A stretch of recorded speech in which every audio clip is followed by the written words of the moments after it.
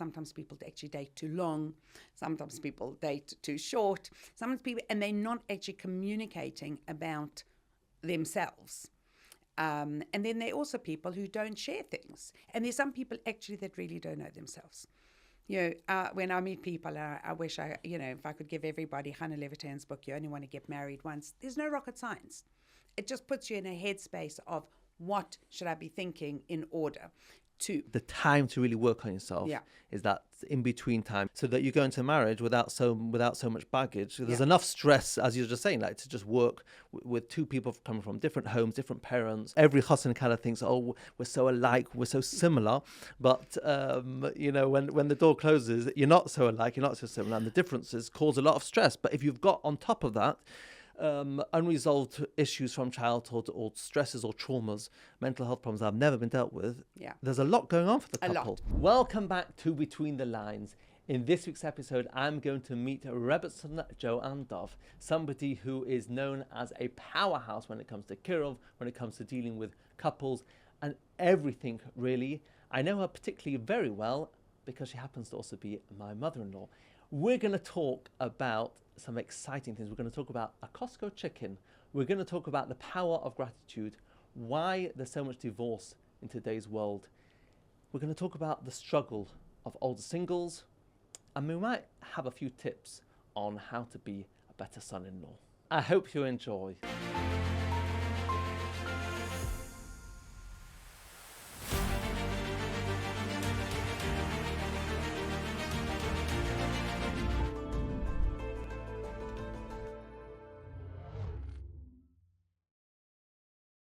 Okay, so despite the fact that I've been your son-in-law for 20 years, almost 20 years, I have to actually think of a present, what we're going to do for the anniversary. A lot of pressure. You've actually been engaged now for 20 years. 20 That is years true. That is true. But we've never done this. No. We've never actually sat, and we've had lots of meals, but with your life, which we want to talk about.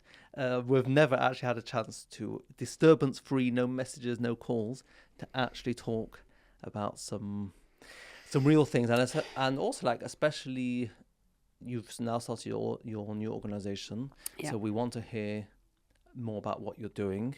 But I think the way I want to like start it is because you're involved with like lots of things. Yeah. You're helping couples, you're helping a lot of people in kiruv. That's where you started, really. Yeah, that's probably where I started, even in Israel before we were married. I was working as a madrichat neve after learning there. Yeah, and then I went into my shaitel course in New York. Well, that's not kiruv. So that's not kiruv. Although they say that actually the shaitel machas hear more stuff what's going on in people's lives than therapists often. They do, but then like one of the things that I actually had up on my walls when I was working was pictures of the Chafetz Chaim to remind us, be careful of what you say. And I actually had a picture somebody drew me that was on the mirror right in front that sort of said, "We don't gossip here." Oh, really? Yeah. What? You can have a shaitel a shaitel shop thing that doesn't with no gossip. Absolutely. You tried anyway. You tried. We're still trying all the years later to remind ourselves. But that was the thing, and I needed to have some kind of a way of earning a living, so that I could support a husband who's going to learn for at least however many years. So, the blessing was that we were there in Israel for 7 years, and I had the blessing of being looked after as well. And then Abba decided that he'd like to do something outside of Israel. So would you have stayed in Israel? Absolutely, yeah.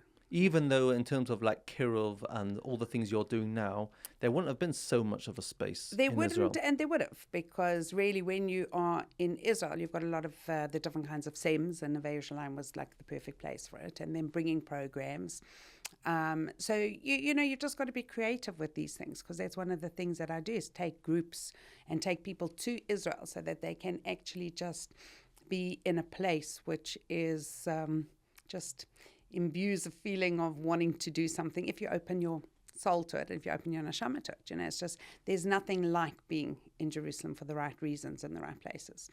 So because you've never really felt that England. I mean, since I've known you, you're always saying we need to go. We need to go to Israel. We need that's where your real home is. Yeah. I think that South Africa is where I grew up till the age of 18, and then after school, instead of going to it was a thought to go to do a BA in drama. And that changed as soon as I decided that I wanted to take a year out. And we used to have very funny conversations at our dinner tables. We sat down every night for supper. Really? Yeah, our supper table. We waited for my late father to come home, and we're like picking because he'd do his deliveries after work and then come home. And then it would be at the dinner table, well, what's Joanne going to do next year kind of thing. It was like a bit of a laugh because every day I was coming up with something new. And then one night I sort of sat down. I said, I'd like to go to SEM. And they kind of all looked at me like, what?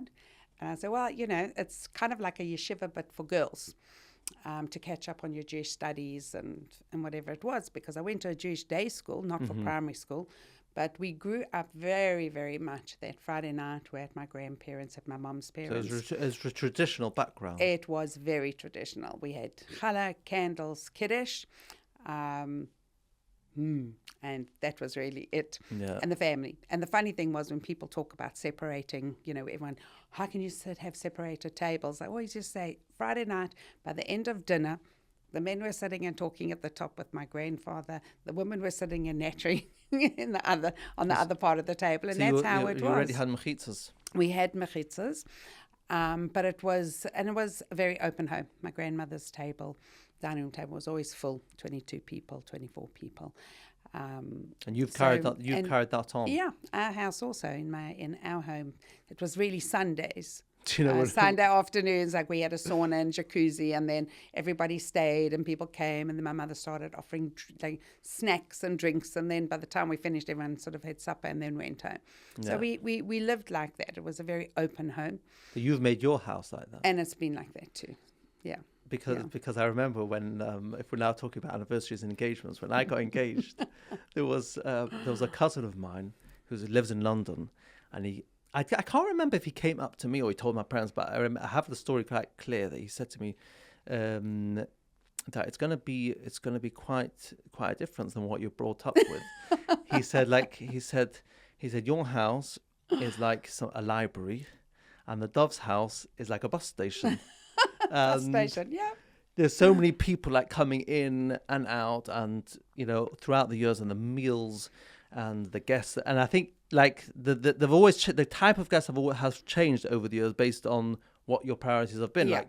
When I came into the family, you had big meals you were working in JLE at the time, and also still a lot with students, with Abba's students. Yes, yeah. So, but we used to, a lot of it sort of came together. So you'd have some of the same people plus bigger open. We would sometimes have a Friday night after dinner. So in the earlier years, JLE used to have their dinners at Kinloss Shul before they had a JLE.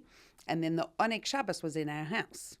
So we'd have sometimes 100 people traipsing in for cake and drinks and whatever after dinner. Mm-hmm. And we'd have a kumsitz and sit and sing, and then whatever time they left. Wow. But yeah, that was, I don't know. But now you're almost, you're looking after a lot of the people who you've been now sort of, they're ready. The students are now married, they've got children. You're even helping some of them make shidduchim for their children. Yeah, the amazing thing is that there are a lot. And in fact, even we're at a wedding. Sunday last week I was in Israel, 4 weddings in 4 nights. Oh, wow. Sunday, Monday, Tuesday, Wednesday. And everybody... It's not good for the diet. It's not good for the diet. And the food was actually very good. And Israel... What, you didn't get your pre-processed schnitzel? No, actually, not at all. There was no. And each one was kind of all connected. Leo D and his new wife, which was very challenging wedding to be at, especially standing with Lucy Oilet Shalom's family.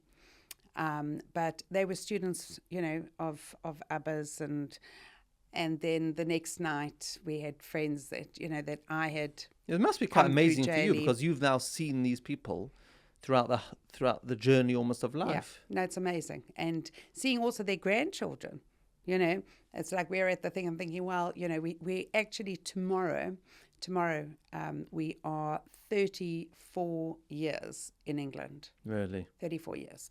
Wow. So is that when you look at that, do you look at it as amazing that you've been there for 34 years, or do you look at it as it's been too long that you've been in England? Look, there's both sides. I always have to look at the side of, which sometimes is difficult for me, because I think, you know, when I am in Israel, and especially now, not when I was there in the beginning, but just I had only my one sister there, but now I've got two sisters, all their family, and my mother.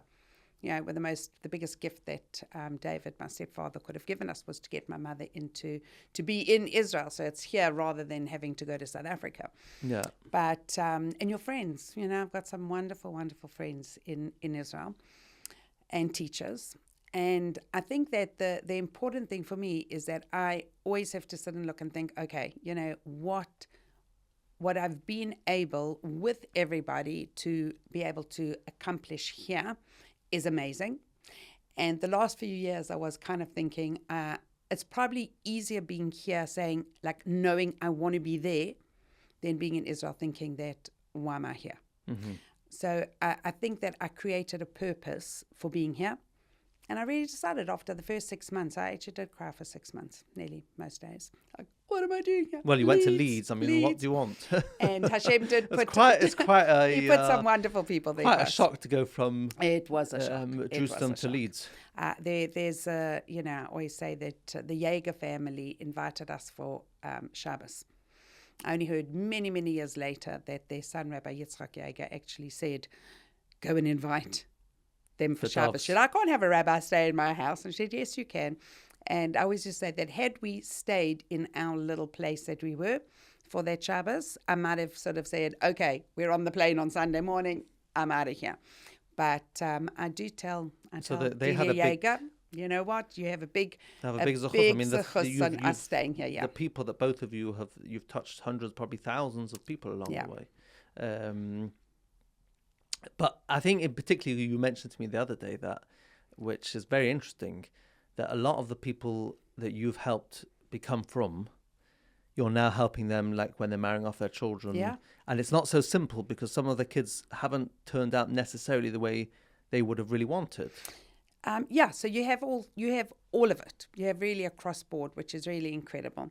But everybody, you want to sort of be there. And the most important thing is really to be there for people, because, you know, for me, it's always been that we need to have the consolidating and making sure that people are looked after, and that you're not just here and now you've joined this sort of group of becoming more, following Torah more and keeping more.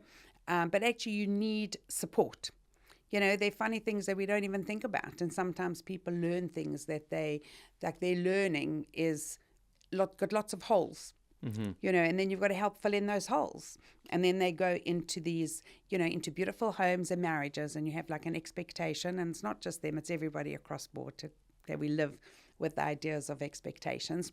But because we changed our lives and we are now living in this way, so everybody's going to be perfect. Well, hello, welcome to the real world. I thought we were perfect. Nearly. Just but about. I think, is it a bit like, is it very hard for someone, I can imagine, let's say you're about to Shavah and, you know, you've sent your kids from schools, they're now FFBs, you're then marrying them into a much more of a, you know, FFB system, but they're not familiar with how shidduchim necessarily work and weddings, and is that hard sometimes? Well, you know what? It's always important, and one of the things that I actually really encourage also parents to make sure that when they are going into dating or whatever, just speak to the parents first. You know, that the couple, it's not just about the couple, it's also about the families, and that they're both on the same page. You know, and if you've got some kids that are going to go and like want to learn for a few years, things are very different now from what they were 20 years ago. And I'm sort of thinking, oh my goodness, you know, when you look at the prices of just making a wedding, a very basic, simple wedding, it's like, crazy. You know, what are we thinking? And then we want to be able to go and spend a year or two learning in Israel. And sometimes the girls can work and will work, and sometimes they won't, and sometimes they get a little bit from yeshivas. But it's very expensive. So I remember many, many years ago, actually one of my very easy was a boy from Manchester, and the couple decided that they could learn better living in Gateshead. Oh, I remember a couple like and they did that. And they they're still in Gateshead. And we're probably going back, I don't know, it's a long time. We were still in the old house, so it's 28 years plus. Yeah, and they're marrying off their kids, and he's teaching now and written books. But that was also that they didn't feel that they needed or wanted to be, that they had to be in Israel to do that learning. So, and then the system here helped that a lot more. Where the other way, it's the living, and then people want to come home for Yom Tov and babies and all the rest of it. So there's a lot of support. A lot of financial pressures. There's a lot of financial pressures, and that's why parents also have to be able to say, this is what we can do, or this is what we can't do, and just be, today. But it's very hard when everyone's doing certain things. Yeah, but you know what? To stand up and say, we are not going to do it. Everybody's learning, and I'm telling people and very much encouraging people and saying, discuss. Look at the prices, see what you can cut on, see what's more important. Is it more important to entertain on a higher level your friends for a wedding, or is it more important to use that money for, I don't know, another 6 months learning? Yes, that becomes the choices. And there are some things that there's definitely a lot of pressure, but you can see everybody, and again, for me, the most important thing is just talk about it. Make sure, I even say to people, I'm not good at remembering these things. I'm writing it down. Write down, what was the agreement? How much will we put in? Half and half. We'll split the wedding half. Well, what's half and half of what? Everybody's got a different headspace. Yes, so we put it down, and that actually becomes a place for the couple also. And we try and keep their things away. Do you help? Do you end up helping quite a lot of the couples themselves? You prepare them before you learn with the chassan and the kala? Not all of them. There are a lot of people that I do learn with. A lot of them will learn with their rabbis, or they're not here, and they're in Israel, or the girls now with their teacher from school, or their Rebbetzen, or whatever. But a lot of girls that I do learn with, this is something that's very important. And then I always want to meet together with the couple. I always invite the chatan, the chassan, and when I was a kala, I had the privilege of learning with somebody by the name of Rivka Hershevitz, who is actually a niece of Rebbetzen Ehrentreu. Her uncle is Rav Moshe Sternbuch. And she was amazing. And when I was in Yerushalayim, I used to travel to Bnei Brak to go and learn with her. And one of the things that she did was that we did something called the 10 Commandments of Communication. So you'll say to somebody, okay, the girl has to ask her fiancé and say, can we go and meet with Rebbetzen Dove to do the 10 Commandments? And they're like, what? So it's all about communication. Yes. Yeah. So, that's something that... But don't you think that I always feel like when everyone's sort of get engaged and everyone's all happy, and it's all hypothetical, not actually married yet, but they're having a lovely time, they're going on dates, this and that. Really, the test is like when they are married, and the door closes after the shower brachas, and life starts. Yeah. And there's very little set up for couples. There isn't, and that's why I'm busy setting that up. What are you setting up? So I did a trial run already, and I've actually been trying to do this, believe it or not, for 25 years. It's kind of like not a top of the pops thing, but really learning how to be married. So it will be 6 sessions, 6 initial program, just an hour and a half. And I like both of the couples to be there. I also have people on Zoom. And I have different people coming to talk. And it's all about communicating, how to learn to communicate. We do one session with the 10 Commandments, and then it's the listening, because listening's communicating. And then we want to learn how to deal with the financial side of things. And then there's the married life. So each thing that we do, learning how to deal with your family, learning how to deal with disappointments. Everybody has different things in life. Some people expect, they're going to be blessed with having children immediately. And, all the different things that happen. And there are pressures also from families. I definitely think that when parents, I think one of the first things that I actually said to our first Mechutane was like, we're not fighting over Yom Tov, who comes first night. That was one of the things. Well, because a lot of the things is just, superficial and just bickering over. And you know what? It's nonsense, a lot of it. And to me, it was kind of like, well, if it has to be, I think that sometimes parents also feel that if my children don't want to come to us, it's like, well, my kids all come. So I'm like very happy. You know, we always try and make at least one night of the nights or sometime that we can have everybody together. I think that it's funny, but you know, like such a thing, Rosh Hashanah, which is so important for everybody, is not necessarily the time for socializing, because we go to shul, it's long hours, and everyone finishes at different times, and everyone daytime, everyone and nighttime, everyone's waiting for them to come, and why they're coming, and the children need to eat and all the different things. So we have to learn to just negotiate that. I'd love to be with you. It doesn't work now. And talking about it. And talk about it. And I think that it's sometimes just sort of like expected. So we have to help people to get rid of that as well. But do you think with technology, because which is like a new problem in terms of communication, because you know, ultimately a couple sitting down working through something, let's say they've got an issue with you know, one of the parents or the children, you know, you have to sit down, you have to actually talk about things. Conversations aren't always easy, and technology now means that I can sit on my phone, it's much easier, I can relax, and many couples are going to be talking a lot less because the distractions are so much more. Well, if you speak to some people, they'll tell you that their problem in their marriage is the phone. It's the phone, you know. And I will say to people, you know, when you have, even if you say 10 minutes, put your phones away. If you're going to spend 10 minutes together, just spend 10 focused minutes together. But I think that also you also have now family groups, and some people have WhatsApp, some people don't have WhatsApp, and some people say, oh, well, we're not doing this, and then, okay, well, we're all not doing this. Well, we're all doing this. Well, then, you know, there's kind of like, are these things. So I think that really ultimately also when couples are learning these, I don't always think they should do it by themselves. They should have a mentor or their rabbi or I think every Rebbetzen. Couple afterwards should have a mentor. I wish. I think that everybody, there are people that I speak to a lot. You know, sometimes the husbands call, sometimes the wives call. Everywhere. Especially, and also in England, there's very little like. But if you let's say when you're having a baby, you have like a birth coach helping you through. I mean, not the husband doesn't need that. Yeah. But that idea where someone's there, they know what they're doing, and we're here to help you through it. With Marriage anything. should be the same. I think it's with anything. I always just say, how many years do you study to get a degree? And then you do your master's or the doctorate or whatever it was. And marriage is kind of like, people think it just happens.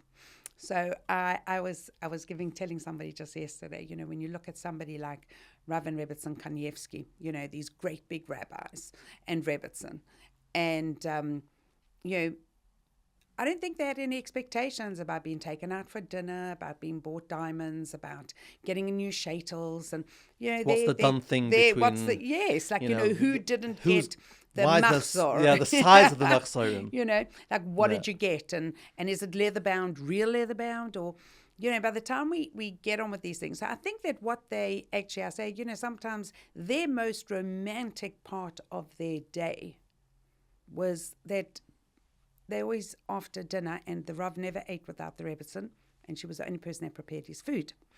So their romantic part of the day was actually going through all the names that people brought to them to pray for, to daven for, you know, and that was their connecting time. That was their, amazing, you know, and you just think to yourself, I know that Rebbetzen Altuski should be well and healthy. Her and her husband used to write each other letters about the education of the children and things, because some days he would be up very, very early and gone to shul and then learning, and they were literally looking after the kids and the food. And if you ask people how much time they actually spend together talking, it's not very long. So, you know, so write letters. Why can't you say it? Well, you know what? You get more communicated that way. Yes. And you're getting them, and you're not forgetting about it, and then it doesn't build up. So there are a lot of little things that, but it's a real. Do you think that's process. why we're seeing so much more divorce or just issues around that? Have you seen a lot more problems? I think that the first thing is that there are definitely people on maybe, you know, in different areas and different types of people. Sometimes people actually date too long. Sometimes people date too short. Sometimes people, and they're not actually communicating about themselves. And then there are also people who don't share things. And there's some people actually that really don't know themselves. You know, when I meet people, I wish if I could give everybody Hannah Levitan's book, You Only Want to Get Married Once. There's no rocket science. It just puts you in a headspace of what should I be thinking in order too. A lot of people, because really a lot of people aren't properly ready. I always say when it comes to like therapy, so you can be, some people will send, let's say, younger people, teenagers, 13, 14, they're very young to necessarily have the maturity to think about themselves so much. When they're already married, everyone's busy. The time to really work on yourself is that in between time. You're 18, 19, 20, 21, 22, that sort of time, so that you go into marriage without so much baggage. There's enough stress, as you were just saying, like to just work with two people coming from different homes, different parents, and as we, every husband kind of thinks, oh, we're so alike, we're so similar, but when the door closes, you're not so alike, you're not so similar, and the differences cause a lot of stress. But if you've got on top of that unresolved issues from childhood, or stresses or traumas, mental health problems that have never been dealt with, there's a lot going on for the couple. A lot. And it really just comes out once they're married. So one of the things also is, you've got to be able to, people have to be able to get help and direction. Don't be scared right from the beginning. We can't deal with this ourselves. Let's go. The sooner you start, the better. But we can't do that in England, because people will be, what will people say? I mean, we're still stuck in that a lot. Okay, so one of the things that we're going to do now, and that's the hope of this program, is also that each session is going to be given by somebody different. So you're getting introduced to different people, including your finances. Learning how to deal with your finances. Everybody knows, really, not everybody actually, but people should know what their budget is. So yes, but my dear mother-in-law, I have to tell you that when you go shopping and you see a good offer, I buy two. And when you go to Costco and you come back with all the things that were just on offer this week, but don't really actually need. You're right. You're 100% right. So those are the things when you are young couples. I'm also learning still. That's why it's a process. I had to learn how to say, well, you know what? I grew up in a home where I didn't have to worry about this. Literally. And we grew up a little bit spoiled, but I wasn't I don't think I was a spoiled brat. I didn't have the, we could live without, and I was able to. You grew up with maids in a swimming pool. Yeah, 2 maids. But you didn't have that one need. Man. No, and you know what? You had a swimming pool, and if your clothes were washed and back in your cupboard the next day. You went to school, you left your bed unmade and this, and you came back, your bed was beautifully made. Lovely. And it wasn't duvets, I could slide in. What how amazing. And I could think, between Lizzie and Rosie, and you have your sort of favorite man, and they were part of your family, really. But it was, come on, it was just that's how we were brought up. But when I went to live in Israel, I had to learn to clean the toilets, the floors, look after my own stuff. And financially, you have to, this is what you've got. Learn to budget. So there was a budget. And it's not easy. It's not easy. But you've got to say, this is what we have and this is what we're going to do. So I haven't always definitely lived within my budgets, because I like to share, and I like the children and the grandchildren when they get married and all those different things. And you're a very giving person. Very, very. And sometimes you've got to say, so, I don't spend a lot of money on myself. So, it's like, the needs. I don't have to go shopping. I like, the things we all like. No, we don't all. I even tell people, don't think that your wife always wants flowers. Every good teacher tells the boy, do not go home without flowers. We've got to know what flowers. It didn't work very well for me, because your daughter didn't like my flowers. Okay, but she buys her own flowers. Carnations didn't go down well at all. Carnations are not good. But they were the cheapest in Israel. And I always tell people, you can ask Maya, don't you dare buy your wife carnations. And then one day I actually said to him, you know what, you better check, maybe she likes carnations. It's not about, and I think that this is something that we also think, we don't ask. I had a couple who literally, they were really living very carefully. And she finally told him after the first 6 weeks, I don't like flowers. In fact, I hate flowers that are cut. And worse than flowers that are cut are cleaning the vase on Thursday night before you're going to bring those flowers home the next day. Why don't we make an envelope and put that money into the envelope? On a holiday. And who knows what we'll do with it. Yeah. Well, it was a bit of a challenging one, because a year and a half later, they still hadn't done anything with it. And their washing machine broke. And the landlord wasn't replacing the washing machine. So she made some phone calls and looked in her envelope, and they could buy a washing machine, right? Her husband was like, we can't spend that money on a washing machine. She said, well, it's either washing machine or me doing hand washing. So I think I'd rather have the washing machine. Now, not everybody's going to be like that. So we have to learn and we have to be able to, but I think sometimes when people and couples especially have a conversation with somebody there guiding them and helping them to listen to what they're saying, you know. It feels very unnatural, like when people do it, but it's really important. You're in therapy. Yes. You know, so people, if you say you need to go get help and you need to go to a marriage therapist, it's like, you know, but if you go to a coach or somebody who actually hopefully knows what they're talking about. You've got to remember, we also rely on people going to see and speak to people, and we hope that they're getting good advice because they aren't. Well, especially when it comes to marriages, because I think a lot of people are wary of going to therapists, especially maybe from, you know, more the Haredi world, because they're worried that this therapist is going to come along and say, you're not suitable for each other, divorce, when perhaps more in the secular world, divorce is more of an accepted type of intervention. But it's really, you know, it's people have to trust that when they're going for help, that the coach or therapist is going to have the right outlook, really. Yeah, it definitely is interesting. And you have to have both people, and you have to kind of know that the therapist, or trust that the therapist is going to be good for them. But, you know, I don't work as as a professional therapist. I did a course in counseling, and I've been doing this for years and years. And I think that it's a gift, you know, understanding and trying to use the literally all Das Torah, you know, learning originally from Rebbetzen Feldman, Rebbetzen Leah Feldman, Rav Aaron Feldman's Rebbetzen, just on dealing with shidduchim and the things that are important and unimportant, and how long can you allow people to date for, and when, you know, all the different things that come, and everything's different, and when do you reveal things.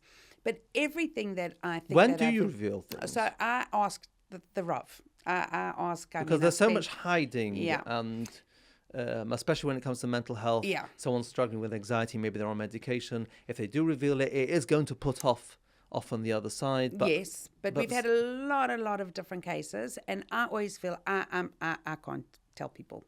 So I have to have spoken both to the rabbi and Rebbetzen, both of the boy and the girl. So I know that what advice they're getting. And then we've got to ask. Sometimes you've really got to go to bigger people to ask, like, should we be helping them to do this, or should we be helping them not to do this?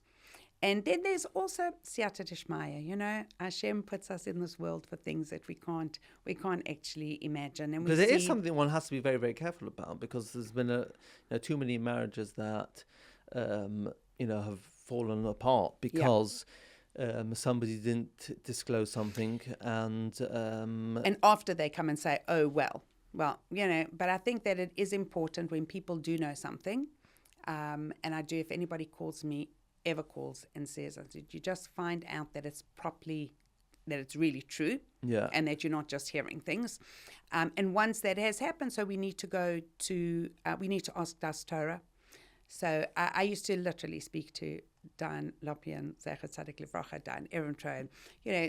So we, Baruch Hashem, are blessed. We have Rabbi Zimmerman, I have people in Israel, so we can phone and find out. Discuss it. To discuss it. But sometimes I think it's more, let's say, like I've seen quite a few couples, let's say I might have treated somebody with, let's say, OCD or something like that. Right. And then it's been suggested, they're dating already. Right. And the two of them will come and I will just talk it through so that, let's say, the girl understands this is what OCD is. Sometimes it's just like misconceptions and myths, and everyone needs to understand, okay, and this is what's going to happen, this is what's expected from you, and everyone should just be sort of I just think be that open. The education, you know, I remember once Rav Shimon Weingarten tells a story about there was a girl that kept getting suggestions, but nothing went further, and it actually turned out that a neighbor was telling, he actually phoned all the references, and then the neighbor sort of said she's dyslexic, and he said, oh, what does that mean? And the person said, I don't know.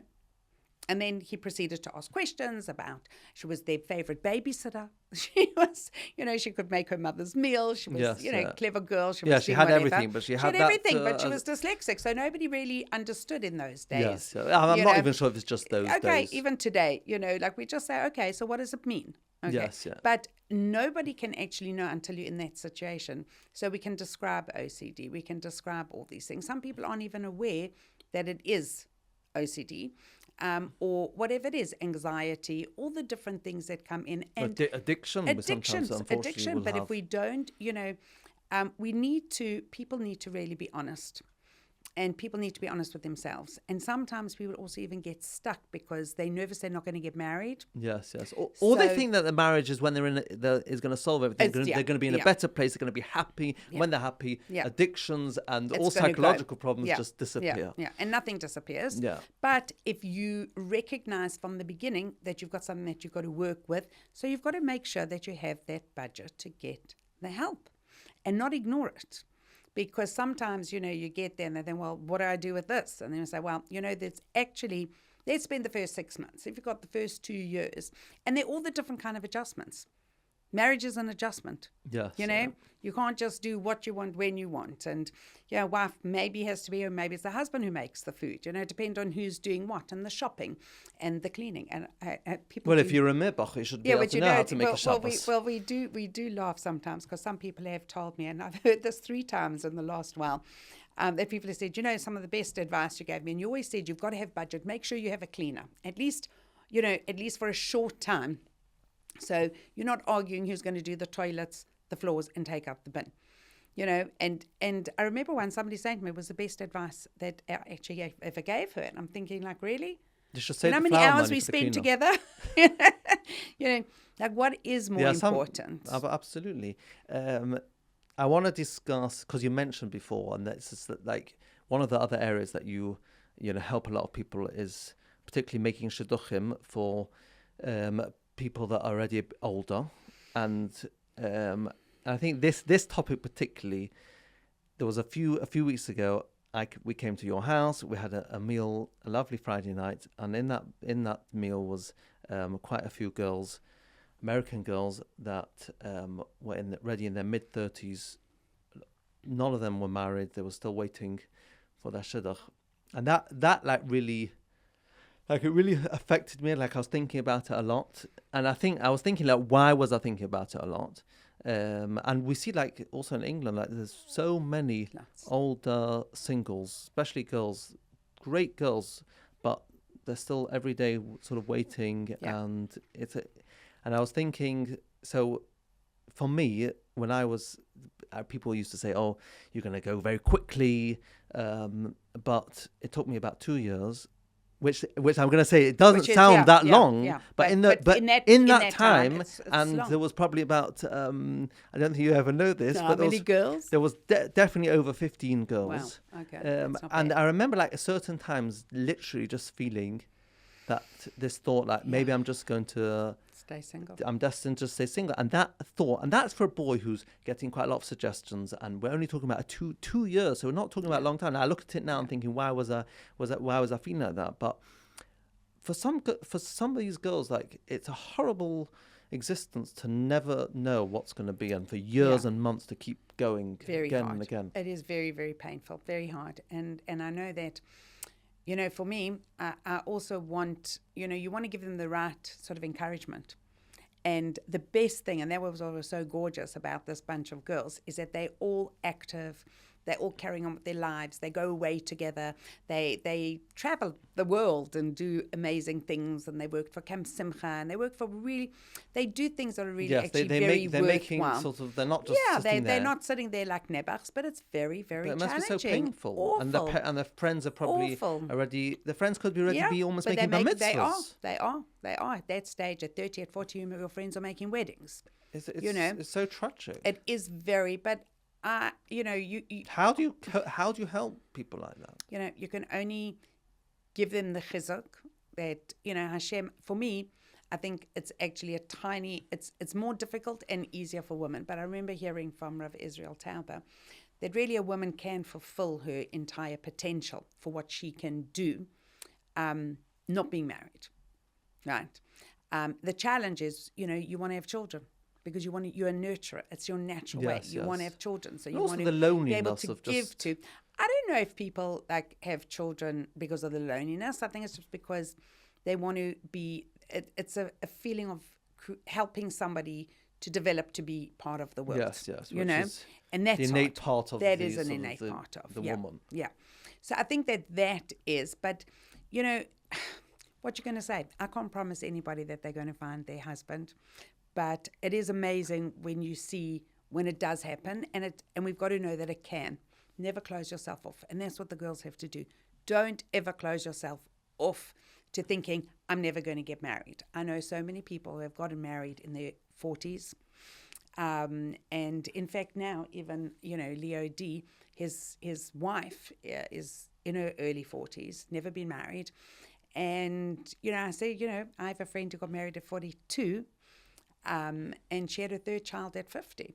Yes, and she's got a beautiful family. So we always have to think, you know, and where Hashem puts us is really, whether we like it or don't like it, is where we're going to be. Yeah, you know, I think it's just one of the biggest tests, because we all love certainty, and we like to know what is going to happen. And this is one of those whether things. You're married or not, I think whether you're married or unmarried. Yeah, we just don't know what. I mean, I think that also people also all think that marriage is like but it's, you know, you don't want to tell somebody, don't worry if you're going to get married, because you know what, it's not also fantastic. It can be hard work and whatever, and that's not the answer. Yeah. I think that the thing is more understanding that we always are in a position and place where we can get married, and make yourself like that. You know, sometimes people are kind of already feel, I'm not going to get married, so why make myself into a person somebody wants to be married to. Yes, yeah. So they'll come out and put out all the, you know, the face, instead of actually saying, you know what, I don't mind also if I don't marry somebody who's not bought a house on so you're saying people Princess become Park Avenue, or people become like, well, if I'm going to get married, then I may as well have. If I've waited this long, then I've got my shopping list gets bigger. And actually, I don't have to marry somebody who I'm going to have to support, but you would have supported him however many years ago. Yes, you know, I do have a friend who got married however many years ago, and she actually married somebody who had a bunch of kids, and he was everything she always wanted to marry from when she was much younger, and she married that person when he already had a whole lot of kids, but she did, and she has had two of her own. Yes, yeah. I don't know. Yeah, it's amazing. I wish if we all had this little thing of knowing where we're going to be, what we're going to do, and how, then it would be fine. If I knew the date that we were going to be going back to Eretz Yisrael with Mashiach, I did get one bracha from Rav Moshe Sternbach, said that I'll come back with Mashiach. So I said, is that a blessing or a curse? You know, he thought it was quite funny at the time. And I was like, okay, you know, but you say, if I'm here, and that means anybody in their situation, if I'm here, what can I do to make me the best that I can be? I just think it's harder I think it's very hard for, let's say, singles, because remember that besides just the uncertainty, they've also had rejection, often after rejection. It's a very painful thing, very shidduchim. Like it's one thing if you're getting lots of suggestions and you're the one saying no, no, no, but when people are saying no to you, well, we don't know who says no to who. That's the one thing.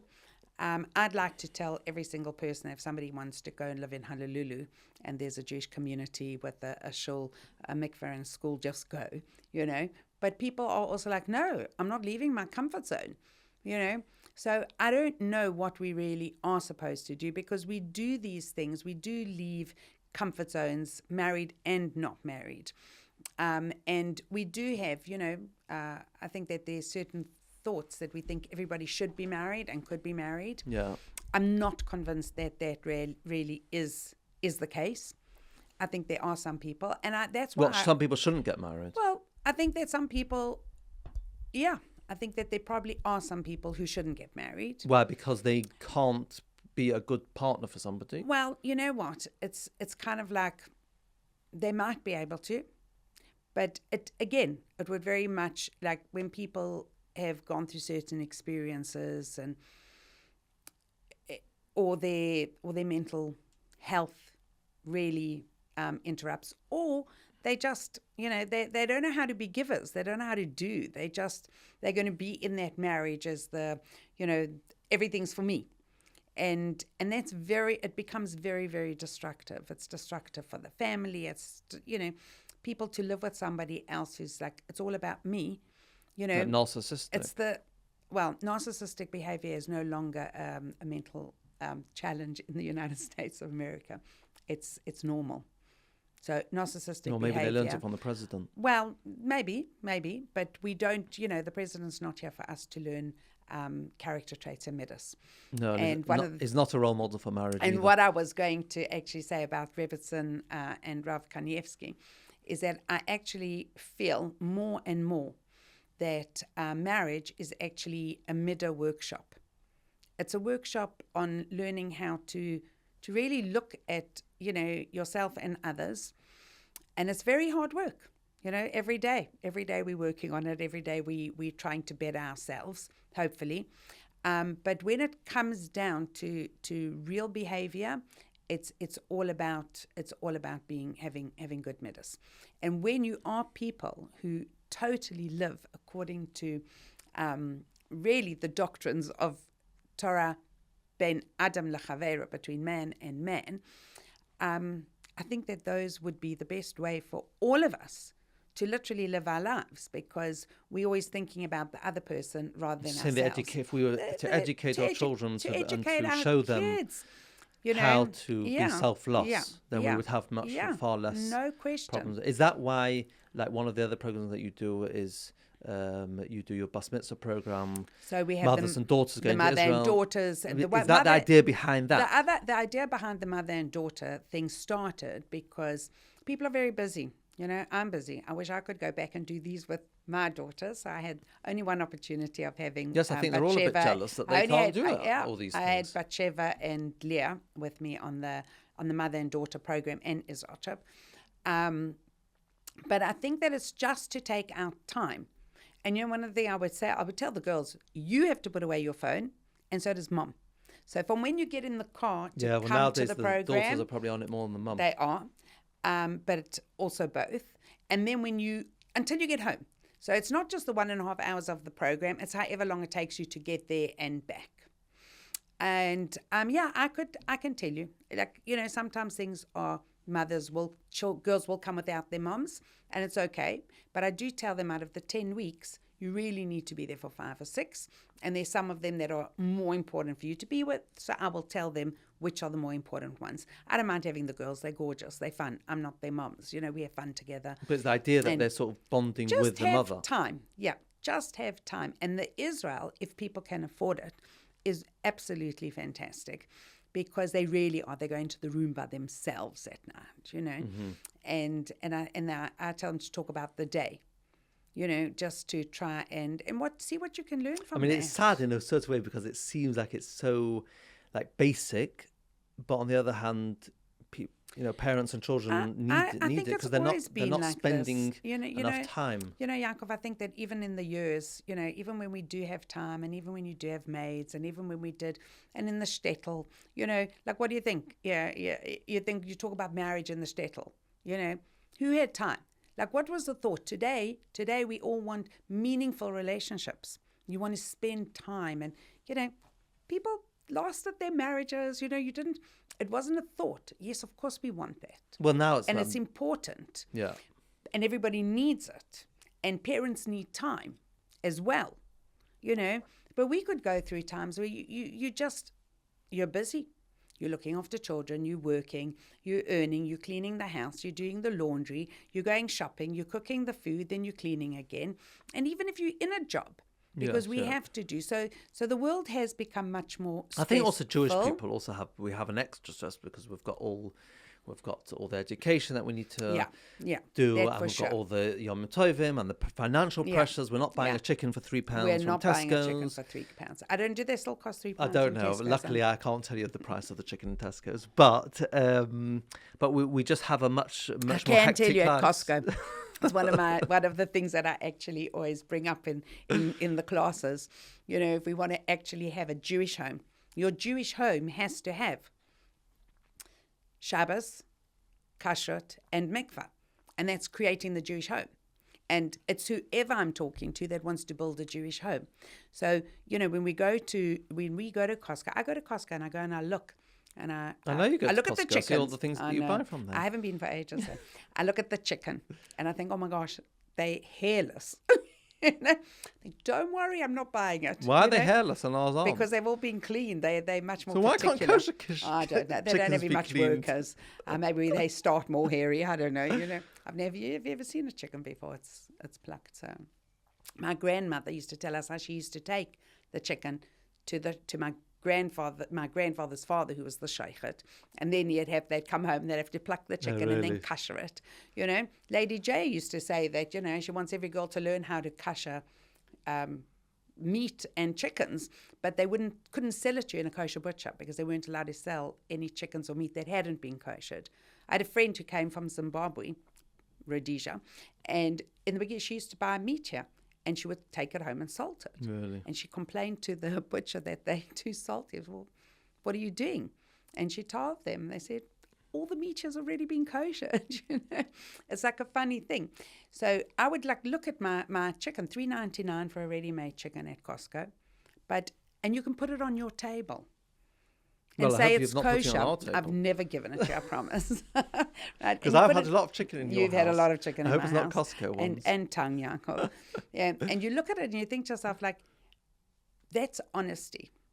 We've got to be honest with who we are on every level. So I would stand there and just say, you see, Hashem, look how cheap that chicken is. But there's a difference. I don't know what that difference is. I know that that's what you've told me I've got to do. Yes, and therefore I do it. And if we could listen just as well, to the interpersonal behavior, we'd all be in a different place. We were once taking Rabbi Tats to a wedding, and we're going to Heathrow, one of the hotels, and it told us basically to turn left, even though the direction we were going in was right. And Waze tells us, and we go left. And it's we had to go left to go right, and it was about 15 minutes out of the way. And I actually said, if we could install Waze into our living and we all would just listen to what the Torah tells us to do, we'd be living very different lives. Well, I've listened to Waze and I've ended up almost being in a forest and my Waze came back from Israel and still talking to me in Hebrew, so it's a good thing that I understand. But I think that's one of your big things, as I've noticed. Let's say, I think one of the things that bothers you the most is when you see in the community, and maybe because you're still, yes, you're now used to that from community, but you're looking often from outside in a little bit, and I think it really bothers you when you see people who are not honest and a bit disingenuous. I think, and you see a lot of stories where people either have lied to the different sides, and I can see that really affects you a lot. I learned one of the first things that I loved my lesson in when I went to Neve. And I just remember learning about the difference between sheker and emet, between lies and truth, and looking at the letters of the Hebrew letters. And actually, even in the formation of the Hebrew letters, in writing the word sheker, which is a lie, and the word emet, which is truth, and seeing that the letters of sheker can't stand straight. And yet the letters of emet stand straight. So when you're telling something which is the truth of something, you'll never be pushed over, and that's why when we in our homes and our marriages, you'd imagine everybody just wants to be honest and truthful in a kind way, and we learn that. And there's so many little things. I think one of the things when we talk about even in gratitude, I had this gratitude journal that I made. You brought one with you. I've got all my things that I brought with. Show us the gratitude journal. Gratitude journal. So this is actually a gratitude journal. This one actually happens to be... Do you know they've recently brought out some psychological studies showing how gratitude boosts mood in ways that very few things can. I think that I've seen it with people. And what I do is I actually gift the chasanim and colors and brides and grooms that I'm giving a present to. I will give them a gratitude journal and I'll have their names put on. That's so nice. And and I tell them all you have to do is write. I got one, but never had my name. Well, I'll give you a new one if you fill it up. Is yours full yet? I have had people call me and ask me for the second book. Do you know how amazing that is? I have young girls who've got presents for their bat mitzvahs. So powerful. And when they tell me that it's full, It is just fantastic. So I tell them just three things, just write three things to say thank you to each other every day. Yeah.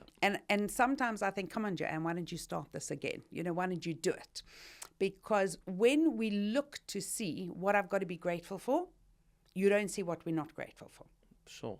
And then instead of coming in thinking, oh my gosh, this morning he didn't pick up his socks, he didn't clean the basin from after he brushed his teeth, and he left the toilet seat up. Oh my gosh, and then, you change it around to remind yourself, well, actually the night before, he hung up a picture that you had asked for the last 3 months, and he went to the shop to get something that you needed. Yeah, brought me a cup of tea or something like that. And sometimes I'll even say to people, just say, please get me a cup of water, just so that I can say thank you. There are little things that when it's not always with relationships, it's just with life. Just because people. I think we spend the whole time, especially with social media, always comparing, always seeing that everyone else has got better. We've never got enough. Everyone else has got the magical life, the perfect life. And what gratitude does is like forces us just to sort of take stock, not on the world, just like we're doing okay. We've got good. Yes, we might not be going on the holidays or having the glamour of other people. Yeah. But that's what I love about the gratitude. Well, I think that's what's so amazing. And it was after a workshop that we did with Sari Riegel on one of my ladies' trips in Israel. And we've got a ladies' trip planned now for November 23rd, which is also very exciting. And I think that, I'd love to take young couples and say, just invest now. Use this time to, with whatever it is you do have in the earlier years of your marriage, you have less stresses, whatever it is, whether we're blessed with children, whether we're waiting for the blessing of children, all the different things that we have to go through. There is more time if we make the time. If you look at how much time people spend watching football, even if they don't have television, people who have TV, but they're other things. Of course. So we've got to actually cut out their time. I love one of my friends told me, I tell date night, go date night. Anyway, one of my friends told me she's been doing date night every year for the last 7 years. And then she realized when I was asking them what they did on dates, a lot of their dates, they went out with other people. I said, that's not date night. You're going to start again. Yes, yeah. But we have to do that because it's just important.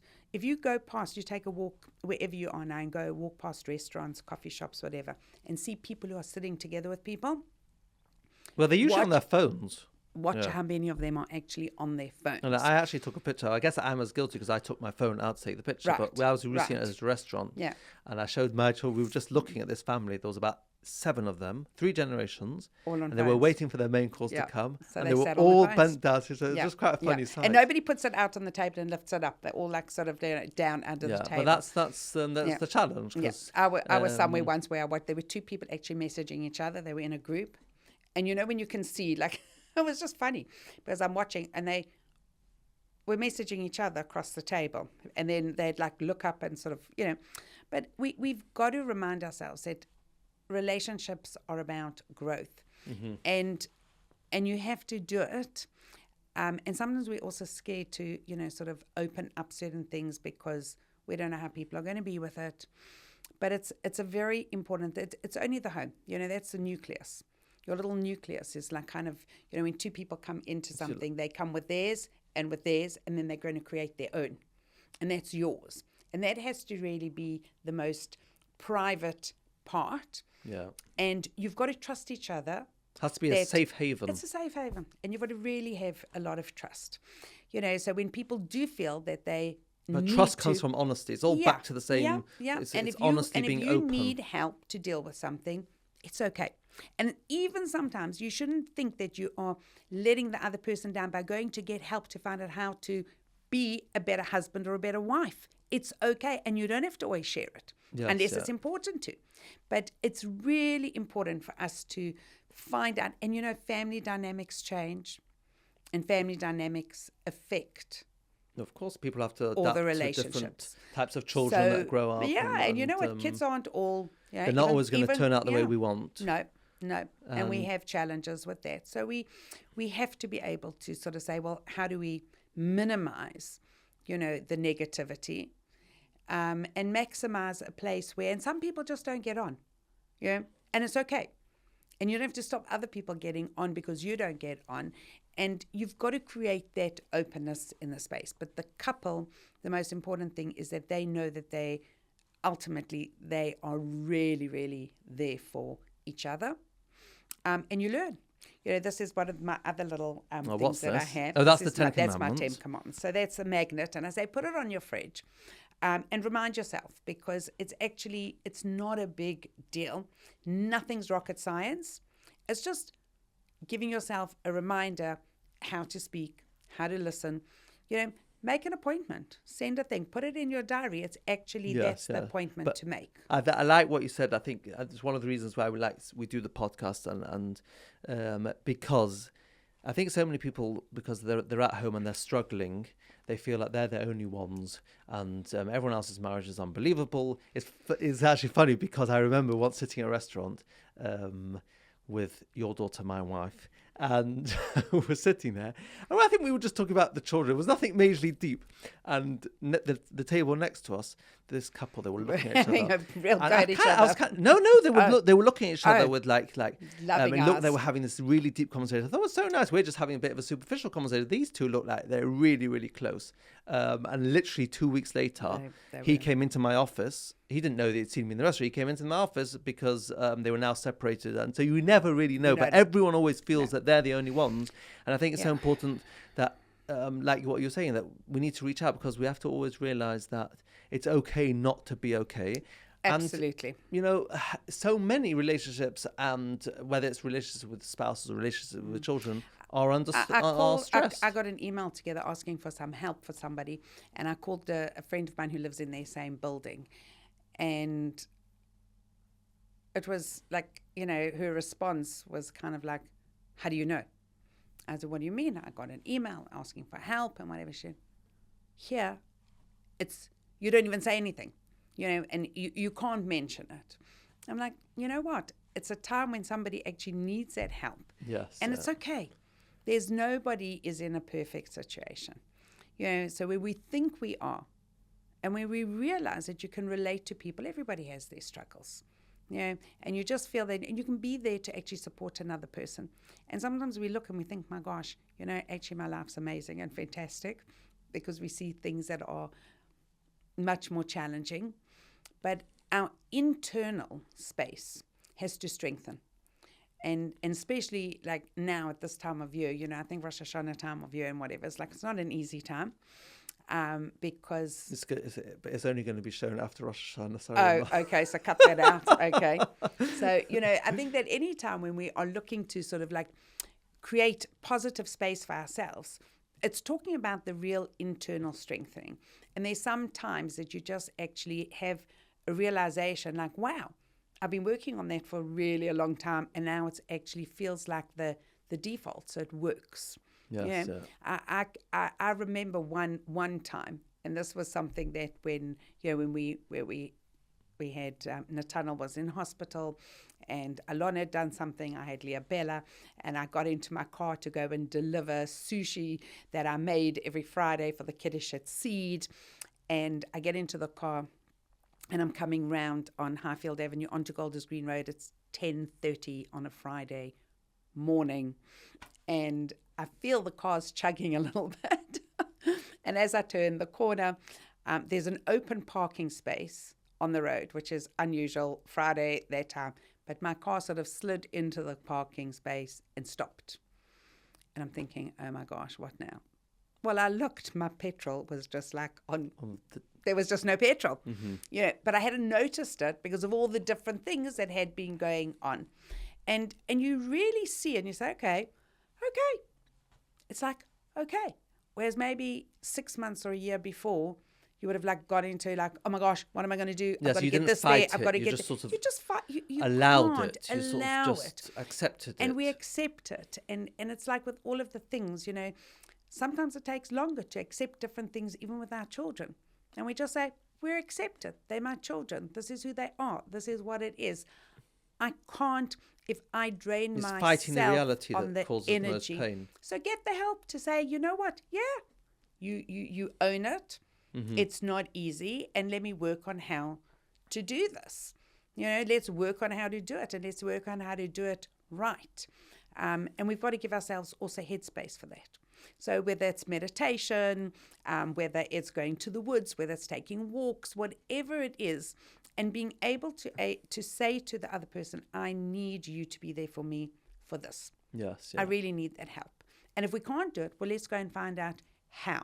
Because most people do not have the skill, even in great homes, where the families are fantastic and everyone's great. You start realizing, I'm realizing all the time, when I have people coming to speak to me and, can they make a meeting? And then they come and we're sitting and I'm like, you can never say that, because honestly, and every child has a different experience, even in their own home. Yes, of course, yeah. Because it's based on their nature, their personality and things like that. And where you think that you're doing the best that you actually can, and it's not the right thing for that person, well, it worked with 1, 2, why not 4 and 5? So we've just got to be able to say, you know what, Hashem, I've done my best. You tell your children, we're doing our best. Help me.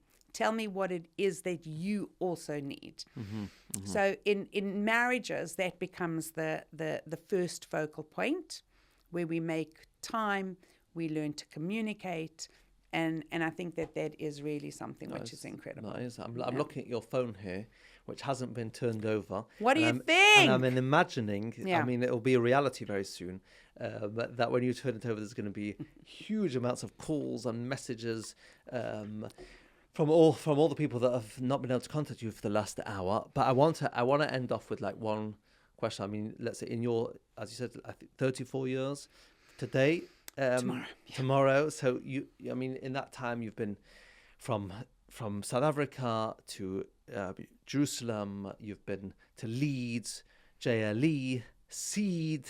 What does the next 34 years have in store? Whether you're in Israel or Mashiach has come, but what's next on the horizon? So I'll tell you the first thing. Like, somebody actually asked me a few weeks ago, like, what drives you? Aren't you burnt out? They said, like, what are you starting again? Are you not burnt out? And I kind of said, your son-in-laws keep you young. Okay, I said, yeah, I forgot to tell her that. I better phone and tell her. I said, what do you mean burnt out? So she was like, aren't you just done with people? And I was like, and then when I thought about it, I said, I really should be. Yes, I've gone through my times where I'm done with this one and I'm done with that one. And why? Because, I have a passion. And I feel that passion is something for the Jewish people that we all need to know as Jews, that we're all connected to one space. And you can share whatever you want. And, when people say you made them from, nobody makes anybody from. People give people experiences, learning, and whatever to help them to make their own connection. Yeah. And I love it because everybody connects in a different way. And there's some people that maybe I've learned for the last 30 years, and you would not consider them religious or anything, but they're there because they're Jews, and we connect, and we've got all our different connecting spaces. So you just have to say, Hashem put me in this place. He put me in the world. Please God, I have done a reasonable something. Some of my children might not all agree, but I don't think it was such, we've been an okay parents. And I think that as a grandmother, maybe I'm actually even a little bit better than I was as a mother. But it's beautiful and it's an experience. But I think sharing with the Jewish world that we all have a different place to connect. So whether it was through chaplaincy, where I'm so blessed, we are blessed to have so many beautiful connections with people that were nurtured really from that very first day, where the children are getting married and we make sheva brachas and have made the shidduchim, and we've gone through a lot of pain. We've got students and people that have lived in our homes that have lost children, and in not only in the wars, and since in October 7th, and that's become a deep passion of mine. Just connecting all of us to the hostages' plight. But I always say, we've got hostages all over the world. They don't even know that they're hostages. Yes, I see. So it's been a gift for me from Hashem to be able to work through. And I always say it doesn't matter if I work for JLE or if I work for Seed, 11 years JLE, 10 years, 20 years Seed, and now my new organization. I can't even tell you the name of it because it's still sitting in the charities commissions that I'm waiting for.